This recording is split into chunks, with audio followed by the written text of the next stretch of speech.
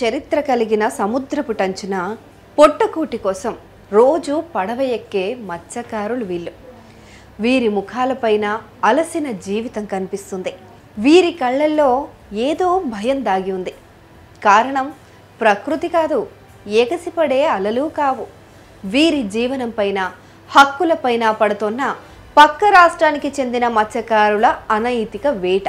నెల్లూరు జిల్లాలో సముద్ర తీరాన తమిళనాడు నుంచి వస్తున్న భారీ మర పడవలు తెలుగు జాలర్ల వలలను తెంచేస్తున్నాయి. మత్స్య సంపదను దోచేస్తున్నాయి. మన వాళ్ళ చిన్న చిన్న పడవలు తమిళుల పెద్ద పడవల ముందు తల వంచుకోవాల్సిన పరిస్థితి. కానీ ఎన్నాళ్ళని తల వంచుకొని జీవిస్తారు? అందుకే తిరగబడ్డారు. సముద్రంలో ఈ దోపిడీ ఇంకెన్నాళ్ళు అంటూ ఎదురు తిరిగారు. రోజు రోజుకు పెరుగుతున్న ఆధిపత్యానికి ఇక ముగింపు పలకాలని నిర్ణయించుకున్నారు.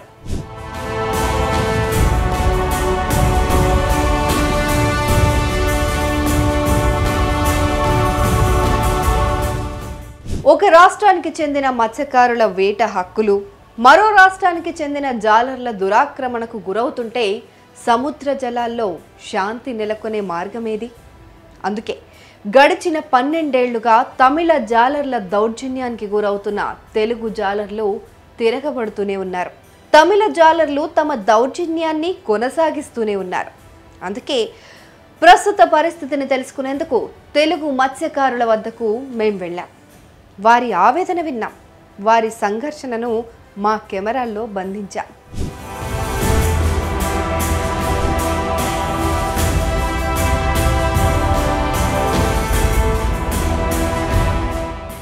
నెల్లూరు జిల్లాలోని జువ్వలదిన్నె, ఇసుకపల్లి తీరాల్లో తెలుగు జాలర్లు ఎదుర్కొంటున్న ఇబ్బందులను తెలుసుకోవడానికి మేం ప్రయత్నించాం. అయితే వీళ్ళు ఎదుర్కొంటున్న ఇబ్బందులను తెలుసుకోవడానికి ముందు ఇక్కడ చరిత్రను మనం తెలుసుకోవాలి. ఈ కథ బకింగ్హామ్ కాలువ దగ్గర మొదలైంది. ఏపీలోని కాకినాడ నుంచి తమిళనాడులోని చిదంబరం సమీపాన ఉన్న పరంగిపేట్లై వరకు సముద్ర తీరం వెంబడి బ్రిటిష్ కాలంలో ఏర్పాటు చేసిన దాదాపు 800 కిలోమీటర్ల బకింగ్హామ్ మంచినీటి కాలువ గురించి మనకు తెలుసు కదా. ఈ కాలువ నిర్మాణం 1806వ సంవత్సరంలో మొదలైంది. మొదటిగా బాసిల్ కోక్రేన్ అనే బ్రిటిష్ వ్యాపారవేత్త ఈ కాలువను లీజుకు తీసుకొని జల రవాణాను ప్రారంభించారు. ఆ సమయంలోనే జల రవాణా వ్యవస్థలో పనిచేసేందుకు మద్రాసు నుంచి పెద్ద సంఖ్యలో మత్స్యకారులు తిరుపతి, నెల్లూరు, ప్రకాశం, బాపట్ల జిల్లాలకు వలస వచ్చారు. వారి వారసులే ప్రస్తుతం తీర ప్రాంత గ్రామాల్లో మత్స్యకారులుగా జీవనం సాగిస్తున్నారు.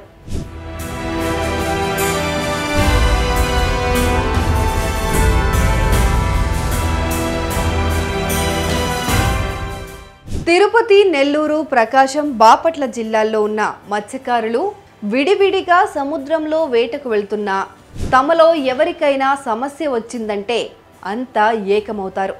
మత్స్యకార గ్రామ కాపులు, పెద్దలు సమావేశాలు నిర్వహించుకొని సమస్య పరిష్కారానికి మార్గాలను అన్వేషిస్తారు.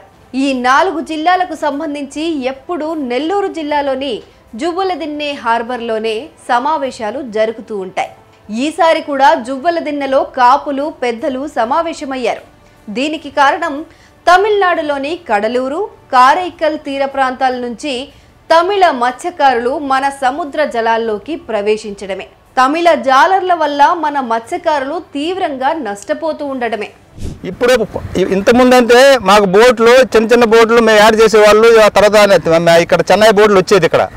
అవి కొన్ని రోజుల తర్వాత మేము దాని మీద వాళ్ళని చెప్పాము. మేము కొంచెం వాళ్ళు అర్థం చేసుకున్నారు. కొంచెం పైన అంటే 12 నాటికల్ మైల్ పైన లోపల వాళ్ళు పోయేవాళ్ళు. ఇప్పుడు ఏంటంటే కారకలే బోటు, వాళ్ళు పెద్ద పెద్ద బోట్లు. అవి మనిషి పోయి ఎక్కాలన్నా కూడా దాన్ని ఎక్కలేము. వాళ్ళు ఏంటంటే దౌర్జన్యంగా రాళ్ళు కానీ, ఈ యొక్క గుండ్లు కానీ తెచ్చుకోవడం, కత్తులు కానీ తెచ్చుకోవడం. మేము కానీ వల్ల లాగినప్పుడు మేము అడిగితే దౌర్జన్యంగా మా మీద వాళ్ళు కత్తులు చూపించడం, రాళ్ళు రువ్వడం. ఈ విధంగా మాకు దెబ్బ తగిలి కూడా మేము హాస్పిటల్ కూడా వెళ్ళిన రోజులు ఉన్నాయి, సంఘటనలు కూడా ఉన్నాయి. వలపోయి మేము నైటు అంటే పగలపోయే వేట ఉంటుంది, నైట్ పోయే వేట ఉంటుంది. పగలపోయినప్పుడు ఏంటంటే పెద్ద ప్రమాదం అనిపించదు. బోట్లు వస్తున్నాయంటే మేము లాక్కుని వచ్చేస్తాం, తప్పించుకుంటాం. నైట్ పోయినప్పుడు ఏంటంటే మేము వదిలినప్పుడు మాకు తెలియదు మేము కాసేపు తీరుతాం, కాసేపు నిద్రపోతాం. మేము ఒక అరగంట గంట నిద్రపోతాం. ఆ టైంలో 2 గంటలు నైట్ టైంలో 2 గంటలు తెల్లవారుజాము 2 గంటలు పోయినప్పుడు ఆ వదిలిగానే 3 గంటలు అవుద్ది. 5:30 దాకా మేము కాసేపు తీరుతాం. ఆడ నిద్ర వచ్చేస్తుంది. ఆ టైంలో మాకు తెలియకుండా వచ్చేసి ఆ బోట్లు వచ్చేస్తుంది. మేము ఇక్కడ చిన్న బోట్లు అయితే వాళ్ళు మేము వదులున్నామని చెప్పేసి ఆ టైంకి వెళ్ళిపోతారు. వీళ్ళు దౌర్జన్యంగా కావాలని మమ్మల్ని కొల్లగొట్టాలని, వీళ్ళు మమ్మల్ని చూసి భయపడాలని చెప్పేసి వాళ్ళ ఉద్దేశంతో ఇక్కడ బోటు వచ్చి మా వల్లని వల్లని కూడా లాక్కెళ్ళి ఒక్కోసారి బోటుని కూడా గుద్దేది. చీకట్లో తెలియదు, ఆ నేరుగా వస్తుందంటే మాకు నిద్రపోతుంటాం. మేము వచ్చి కూడా గుద్దేస్తుంది. ఆ సంఘటన కూడా జరిగి ఉన్నాయి. ఆ బోట్లు వాళ్ళని తెంపేసి పోయిన తర్వాత మేము లాగితే ఏముంటుందా? ఊరికి మేము తీసుకొచ్చి ఏడుస్తూ వచ్చి మేము ఇక్కడ బయటకు వస్తే ఇంట్లో వాళ్ళందరూ కుటుంబంలో ఏడవాలా, మళ్ళీ అప్పు చేయాలా, అప్పు చేసుకొచ్చి మళ్ళీ ఏడకు పోవాలా. అది కట్టుకోవాలంటే మళ్ళీ తయారు చేయాలంటే మళ్ళీ ఒక టైం పడుతుంది. మళ్ళీ ఈ లోపల మేము ఏం చేయాలా? తినాలి కదా. ఈ విధంగా జరుగుతూ ఉంటే మేము 15 సంవత్సరాల నుంచి కూడా మేము గవర్నమెంట్కి విన్నవించుకుంటున్నాం. కలెక్టర్ గారికి కానీ, ఎమ్మెల్యేలు కానీ, ఎంపీలు కానీ మేము ఎంత పత్రం ఇస్తున్నాం, మెమోరీస్ ఇస్తున్నాం. అయినా కూడా వాళ్ళు అసలు స్పందించట్లే. వాళ్ళు ఈ మత్స్యకారులు ఏంది వీళ్ళ గురించి మనం పట్టించుకున్నట్టుగా ఉన్నారు. వాళ్ళు అసలు ఏంటంటే డెడ్ రాంగ్ ఏంటంటే వీళ్ళు మత్స్య శాఖ పూర్తి మా గురించి అసలు పట్టించుకోవట్లా. ఏం చెప్పినా కూడా వీళ్ళు మత్స్యకారులు మనల్ని ఏం చేస్తారు, మనల్ని ఏం మాట్లాడరు. మనం చెప్పిందే వేదవాక్యంగా మనం చెప్పిందే వినాలి.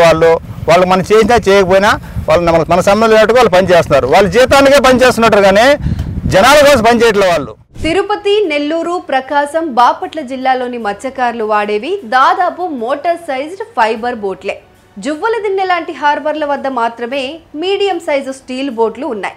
కానీ ఎక్కువ మంది మత్స్యకారులు వేటకు వెళ్లేది ఫైబర్ బోట్ల మీదే. వీళ్ళు సముద్రంలోకి 12 నాటికల్ మైళ్ళు దాటి వెళ్ళకూడదు. కాబట్టి 12 నాటికల్ మైళ్ళ లోపలే వలలు వేసి చేపలు వేట వేస్తారు.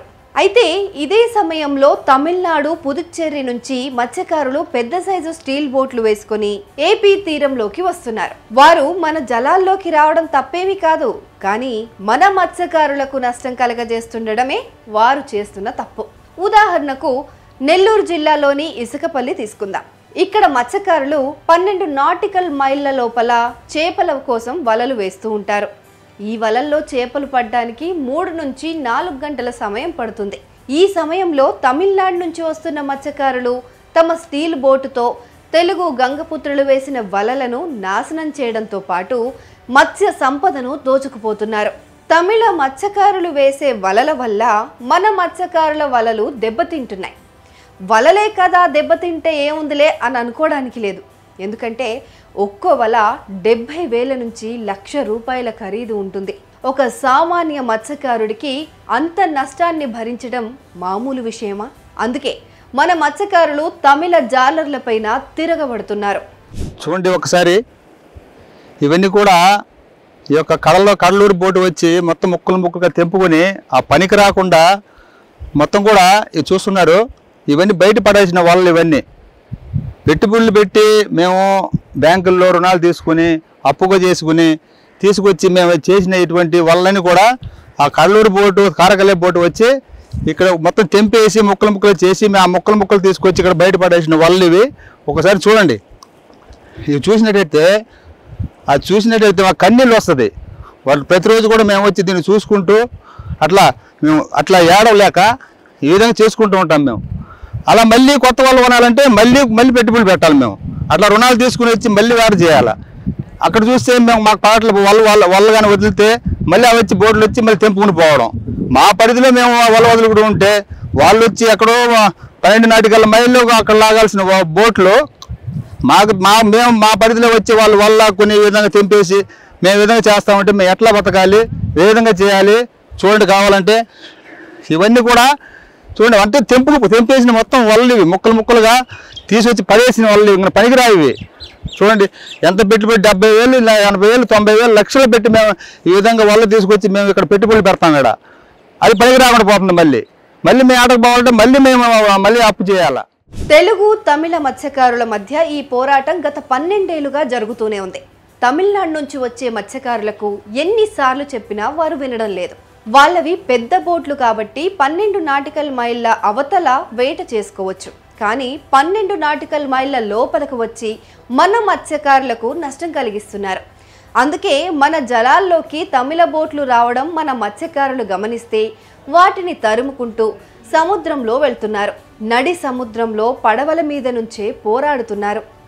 అయితే మన మత్స్యకారుల వద్ద ఉన్నవి ఫైబర్ బోట్లు కావడంతో తమిళ స్టీల్ బోట్లను ఢీకొట్టడానికి కాస్త భయపడుతుంటారు.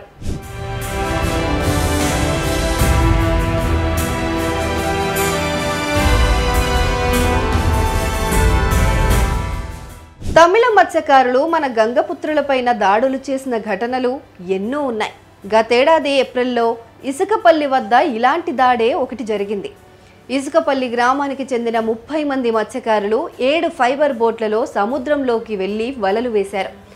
ఆ తర్వాత తమిళనాడులోని కడలూరు నుంచి 2 మోడర్న్ స్టీల్ బోట్లు ఇసుకపల్లి జలాల్లోకి వేటకు వచ్చాయి. వాటి వల్ల ఇసుకపల్లి మత్స్యకారుల వలలు తెగిపోయాయి. ఇది గమనించిన ఇసుకపల్లి మత్స్యకారులు తమిళనాడు జాలర్లను అడ్డుకున్నారు. దీంతో గొడవ మొదలైంది. ఈ ఘర్షణలో ఇసుకపల్లికి చెందిన మత్స్యకారుడు శివాజీ గాయపడ్డాడు.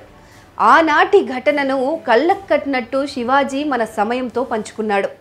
నా పేరు శివాజీ, ఇసుకపల్లి పాలెం. మేము 5 బోట్లు ఏటకు పోయాం సార్. రింగోళ్ళకి పోయేసరికి మేము 7 వల్ల పోయాం. 30 మంది పోయాము. ఆడకు పోయేసరికి 5 బోట్లు లాగుతున్నారు. 5 బోట్లు లాగేసరికి మేము ఆడకు పోయేసరికి మా వల తీయమంటే తీయలే. వల తీయాలి కానీ మేము వల వదిలేసి వాళ్ళ దగ్గర పోయాం. వాళ్ళ దగ్గర పోయేసరికి మన రాడ్లు, మన సోడాలు, రాడ్లు, రాయ అదన్నీ తీసి కొట్టాక దాన్ని వల వదిలేసి వచ్చేసరికి మా ఇసుకపల్లిలో ఎవరైనా ఉన్నారు మిరాని పోలీసు వాళ్ళు. వాళ్ళ గడప చెప్పాం. మళ్ళీ ధర్నా చేసి కూడా వాళ్ళు పట్టించుకోవాలి. వాళ్ళు పట్టించుకోలేక మాలుగా ఇదేమన్నారు. శివాజీ గాయపడిన ఘటన మచ్చుకు ఒకటి మాత్రమే. ఇలాంటి ఘటనలు 4 జిల్లాల్లో చాలానే ఉన్నాయి. ఇప్పటికీ తమిళ మత్స్యకారులతో ఘర్షణలు కొనసాగుతూనే ఉన్నాయి. ఎన్ని గొడవలు జరుగుతున్నా, తమిళనాడు మత్స్యకారులు దౌర్జన్యాలకు దిగుతున్నా మెరైన్ పోలీసులు మాత్రం పట్టించుకోవడం లేదు అనేది తెలుగు గంగపుత్రుల ఆరోపణ. స్థానిక ప్రజాప్రతినిధులు కూడా ఈ విషయంలో ఎలాంటి పరిష్కారం చూపడం లేదని, లక్షలు విలువ చేసే వలలు తెగిపోతే తమ జీవనోపాధి దెబ్బతింటోందని మత్స్యకారులు ఆవేదన వ్యక్తం చేస్తున్నారు. నేను ఒక మత్స్యకారుడైతే నేను తెల్లవారుజామున 2 గంటలకు 3 గంటలకు ఏటకెళ్తా. ఏటకెళ్ళినప్పుడు ఏమంటే మామూలుగా మేము వేసే వల ₹1,00,000 నుంచి 70,000, 80,000, లక్ష పైన కూడా ఉంటుంది. అలాంటి వల తీసుకెళ్ళి మేము ఏటకెళ్ళి వదులుతాం. వల అంటే మేము వేసే వల అడుగు భాగానికి వెళ్ళిపోయి కూర్చుంటుంది. అలాగే కూర్చున్నప్పుడు దాదాపు చేపలు తగిలేదానికి 1 గంట టైం తీసుకుంటుంది. ఈ లోపల ఏమంటే మేము మామూలుగా వల వేసి కూర్చుంటాం. అలలు ఎలా ఉంది, నీటి పారుదల ఎలా ఉంది, ఇది చూసుకుంటాం అనమాట. చేపలు ఏ విధంగా పడతాయి అది చూసుకుంటాం. ఈ కడలూరు బోట్ అనేది చాలా లాంగ్లో లాగాల్సింది చాలా దరిన లాగేస్తున్నారు. మేము వదిలేసి కామ్గా ఉంటాం. అది వేసే వల ఏమంటే అక్కడ ఒక చోట వేసి అదే కామ్గా ఉండదు, అది లాక్కుంటూ వెళ్ళిపోద్ది. మా వల మీదకి వచ్చి లాక్కుని వెళ్ళిపోద్ది. అలాగా వాళ్ళు లైట్లు వేస్తే మేము మా జాగ్రత్త మేము ఉంటాం. అంటే పలానా చోట ఈ బోట్లు వస్తున్నాయని మేము జాగ్రత్తలో ఉంటాం. అది ఏమంటే వాళ్ళు లైట్లన్నీ ఆపేసి మేము ఎట్లా ఉన్నామో ఏమో చూడరు. మా బోట్లు కూడా కనీసం లెక్క చేయరు. సప్మని వచ్చి లాక్కుని వెళ్ళిపోతారు. అంటే అది మాది ఫైబర్ బోటు. అది అంటే ఓన్లీ ఐరనే. అది తగిలితే మా బోట్లని పీస్ అయిపోద్ది. అలా మేము ఇక్కడ ఉన్నామని టార్చ్ లైట్ వేసి అలా పైకి కొట్టినా కూడా వెళ్ళరు. ఎవరైనా మా మీద లైట్ వేస్తారని మా మీదకి వస్తారు కానీ మా నుంచి తప్పుకోరు వాళ్ళు. అలా వచ్చి దాడి చేస్తే మేము ఏట వృత్తి ఎలా చేయాలి? మేము చదువుకునేటప్పుడు మేము చదువుకుపోవాలంటే మాకు పంపించడానికి వాళ్ళకి స్తోమత లేదు. ఒకవేళ పంపించినా అంటే మాకంటే పెద్దవాళ్ళు చదువుకున్నారు, ఎంబీఏ చేస్తున్నారు. ఎంబీఏ చేసినా కూడా వాళ్ళకి ఉద్యోగాలు లేవు. ఉద్యోగాలు ఏమి లేదు. చిన్నప్పుడే మమ్మల్ని ఏటకు తీసుకొచ్చేసారు మా నాన్నోళ్ళు. మా నాన్నోళ్ళు ఏటకు వస్తే మమ్మల్ని ఏటకు వచ్చి ఈ తరం వాళ్ళకి మేము ఏం చూపించాలా? మేము చదువుకోలేదు. మేము చదువుకోకుండా చదివిన వాళ్ళకి మళ్ళీ జాబులు లేవు. మత్స్యకారుని ఎక్కడ గుర్తింపు ఉంది సార్? మాకు ఎక్కడుంది మత్స్యకారుడని? ఎక్కడైనా మా సొసైటీలో ఎక్కడైనా చూపించారా? ఏమీ లేదు మాకు. మత్స్యకారు అనేది ఒక వల కొనాలంటే ₹1,00,000 అవుతుంది. ₹1,00,000 అంటే ఒక దళారి దగ్గర తీసుకుని ₹1,00,000 వల అప్పు చేసి అరువు చేసి ఒక నెలంతా పడుతుంది కట్టేదానికి. ఆ కట్టేసి ఏటకెళ్తే వెళ్ళి వల వదిలిసినప్పుడు మన చేపలు ఏది వస్తుందో ఏదో రాదని చూసుకుంటూ ఉంటాం. అంటే చేపలు పడతాయో రొయ్యలు పడతాయో దాన్ని బట్టి చేపను బట్టి వల ఏట చేస్తాము. మేము ఏ చేప పడుతుందని మనకు తెలియదు. అలా చూసుకుంటాం కానీ మన వలే పోతుందని ఎవరైనా అనుకుంటారా? ఇలాగే నేను కెనరా బ్యాంకులో లోన్ తీసుకున్నా. లోన్ తీసుకుని లోన్కి వల తయారు చేసుకుని ఏటకి వెళ్తే ఆ వలని లాక్కుని వెళ్ళిపోయారు. ఇప్పుడు ఈ బ్యాంకు వాళ్ళు లోన్ కట్టలా, ఇప్పటికీ కట్టలా, పెండింగ్ అలానే ఉంది. ఇటీవల తమిళనాడు మత్స్యకారులపైన తెలుగు గంగపుత్రులు పైచేయి సాధించారు. ఎప్పటిలాగే మన జలాల్లోకి అక్రమంగా అడుగుపెట్టిన 4 తమిళుల స్టీల్ బోట్లను మన మత్స్యకారులు పట్టేసుకున్నారు. ఆగస్టు 2వ తేదీన నెల్లూరు జిల్లా ఇందుకూరుపేట మండలంలోని మైపాడు గ్రామ సమీపంలో ఒక బోటును మన మత్స్యకారులు పట్టుకున్నారు. బోటును స్వాధీనపరుచుకొని అందులో ఉన్న 15 మంది తమిళ మత్స్యకారులను విడిచిపెట్టేశారు. ఆ తర్వాత సెప్టెంబర్ 20వ తేదీన తిరుపతి జిల్లాలోని వాకాడు మండలం దుగ్గిరాజుపట్నం పరిధిలో మరొక బోటును పట్టుకున్నారు. దానిలో 14 మంది తమిళ మత్స్యకారులను విడిచిపెట్టారు. అలాగే అక్టోబర్ 4వ తేదీన మరో 2 బోట్లను తెలుగు మత్స్యకారులు పట్టుకున్నారు. ఓ బోటులో 11 మంది, మరో బోటులో 12 మంది తమిళ మత్స్యకారులు ఉండగా వారిని విడిచిపెట్టారు. తాము పట్టుకున్న 4 బోట్లను జువ్వలదిన్నె హార్బర్కు తరలించి లాక్ చేసేశారు. ఈ 4 బోట్లలో 3 పుదుచ్చేరికి చెందినవి కాగా 1 తమిళనాడుకు చెందిన బోటు. వీటి విలువ దాదాపు 6 కోట్ల రూపాయలు.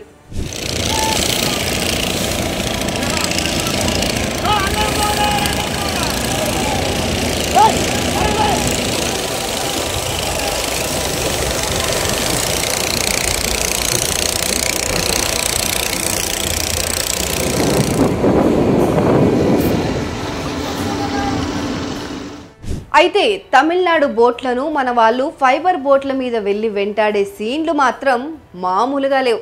మన మత్స్యకారులు ఫైబర్ బోట్ల పైన సముద్రంలో దూసుకెళ్తున్న సీన్ చూస్తే ఎవరికైనా సినిమా లెవెల్లో ఉంది అనిపిస్తుంది.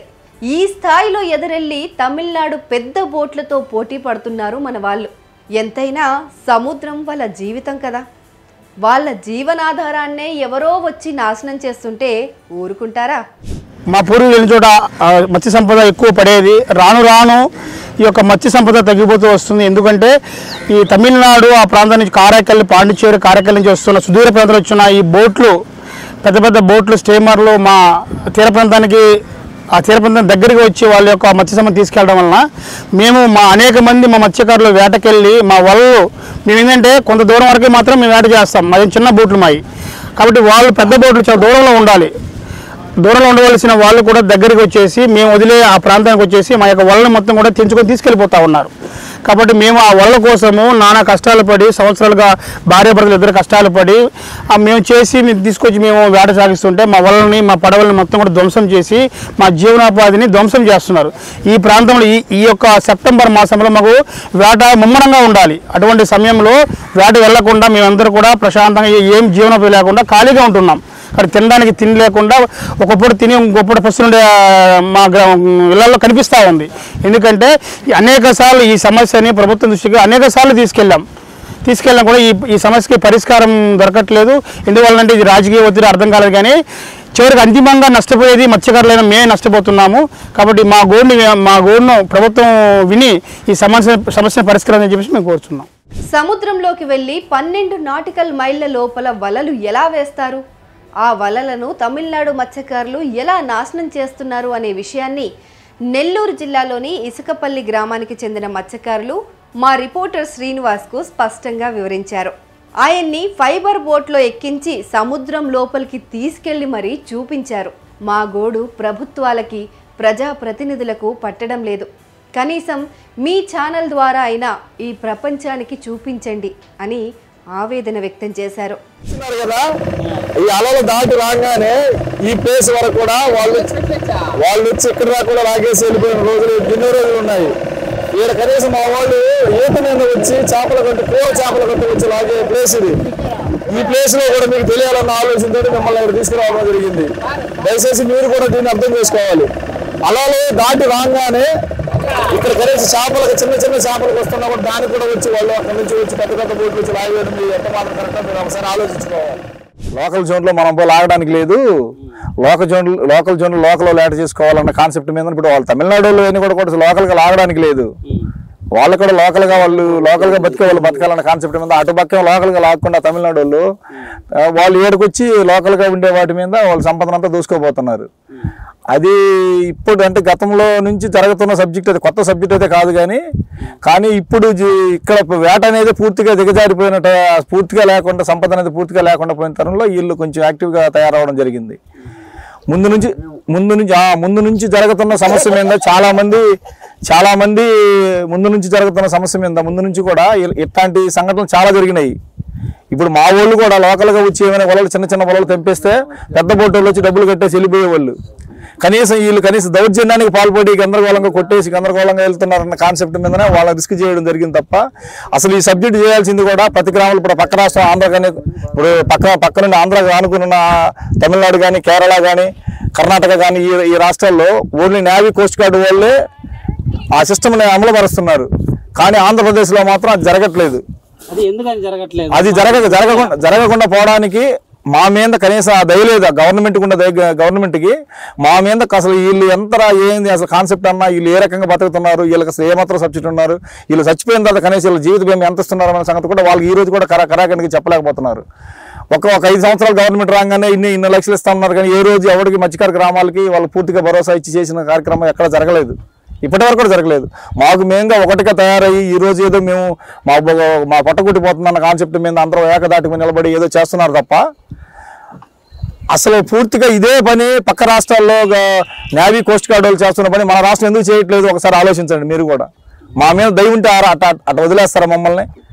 మా ప్రాణాలు తెగించి మళ్ళీ మేము వాళ్ళ మీద పోట్లాడి కొట్టుకు రావాల్సిన మా కర్మ మాకు పట్టలేదు కదా. మా ప్రాణాలు పోతున్నా కూడా మాకు అనేది ఈ రోజు కూడా స్పందించట్లేదు. దీనికి సరైన బాధ్యత అనేది గవర్నమెంట్ పూర్తిగా స్పందించి కేంద్రంతో చెప్పి రాష్ట్ర గవర్నమెంట్ రెండు ఏకదాటి మీద వచ్చి మాకు సరైన తీర్మానం చేస్తే మేము హ్యాపీగా ఉంటాము, మా పిల్ల పాపలతో హ్యాపీగా ఉంటాము, మా జీవనాధారం కొనసాగుతాం. లేదంటే మా బతుకుల్లో ఇంక ఇలాగే జరుగుతూ ఉంటే మేము ఇంక బతికినట్టే, మా బతుకులు ఇంకా చిన్న భిన్నం అయిపోయినట్టే. దీన్ని గమనించాలి గవర్నమెంట్ కూడా. ఎంత త్వరగా తీసుకుంటే అంత త్వరగా మేము బయటపడతాం. అయితే మన మత్స్యకారులు పట్టుకున్న తమిళనాడు బోట్లకు సంబంధించి ఒక నిర్ణయం తీసుకోవడానికి మళ్ళీ గ్రామ కాపులు పెద్దలు ఏకమవుతున్నారు.